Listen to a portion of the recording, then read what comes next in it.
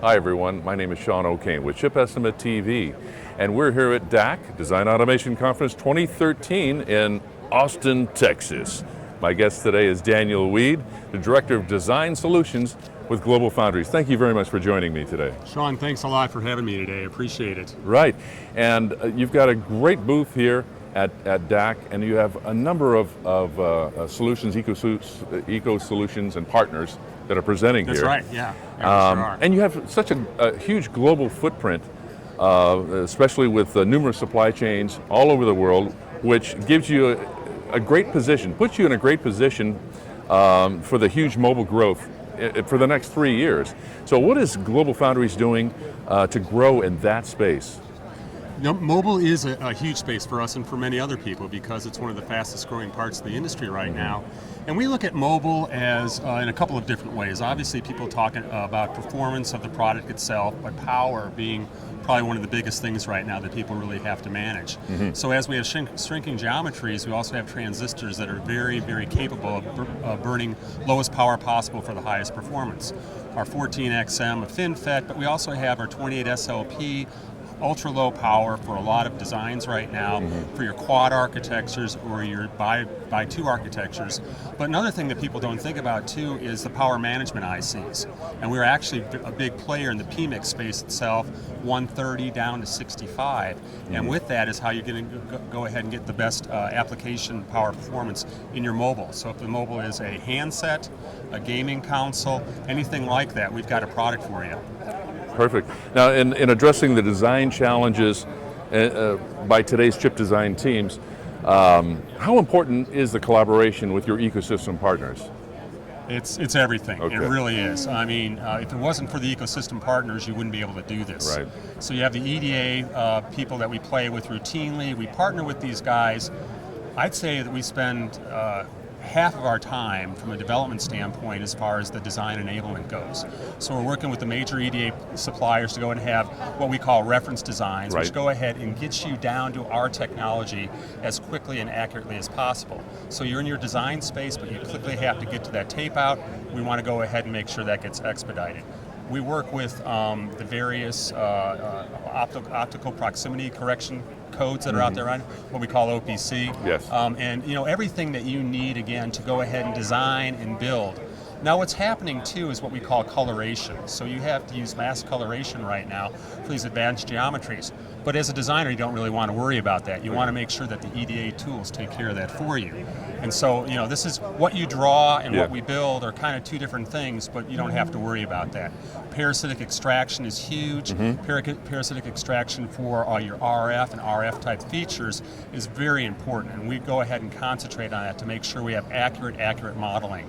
So the design kits you have, the PDKs you have, other things that you have as part of your design change, we go ahead and make as accurate as possible. So it's a big part of it. And go ahead. Ecosystem itself too is IP.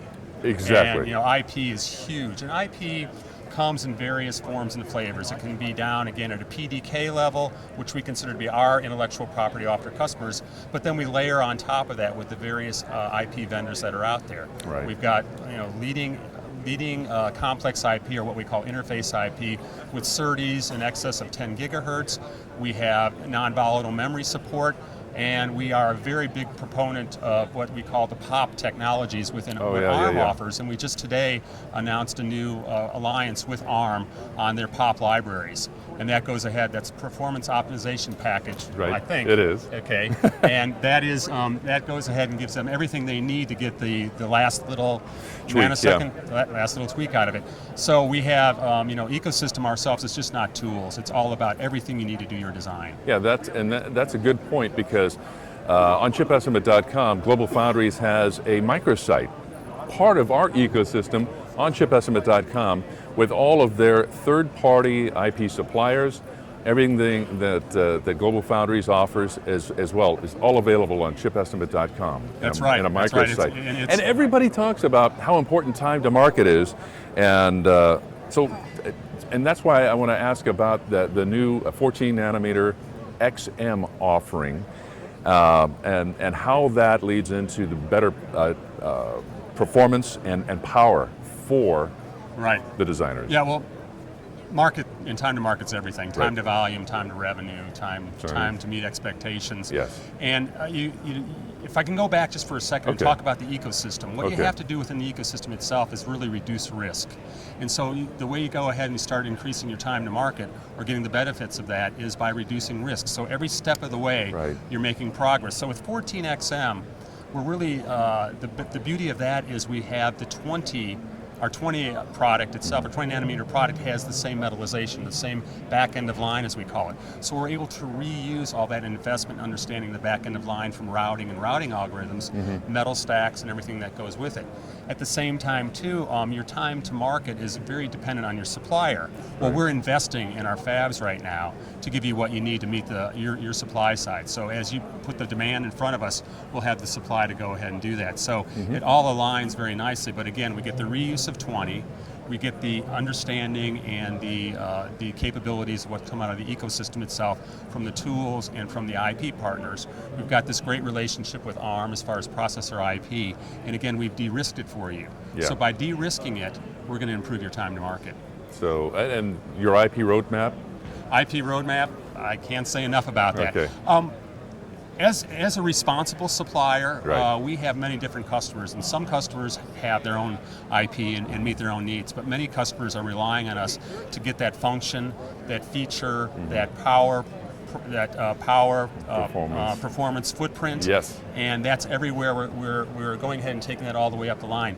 Now, many things that we're talking about right now have been talking about advanced technology. Yes. Let me tell you the IP investment we're making right now back in the automotive space, the Good. industrial market space, where we're going ahead and proving out libraries that are at the 175 degree C level, and that is bringing in our newer capabilities that are in Singapore right now. Yeah. I imagine you've heard about our Vision 2015, where we've got a 300 millimeter fab we're bringing up in Singapore, and we've got all the IP to go ahead and ramp to the Internet of Everything. We're going ahead and looking at what we take to be in that RF space, Yes. the PMIC space, the automotive space, the industrial space, and all of that is highly, highly reliant on the IP. So our IP model is not just at the advanced nodes, it's at all nodes. And we're going ahead and bringing that density that people need, the functionality that people need, the mixed signal design capabilities that people need, and that's really how we're marrying this whole thing together. So it's an IP portfolio that, as you demonstrate on Yes. your website, is something that you can really sink your teeth into, and it gives the customers what they need. Thank you so much. Daniel Weed, Director of Design Solutions with GlobalFoundries. Thanks for Thank joining you. us. Great time. Okay.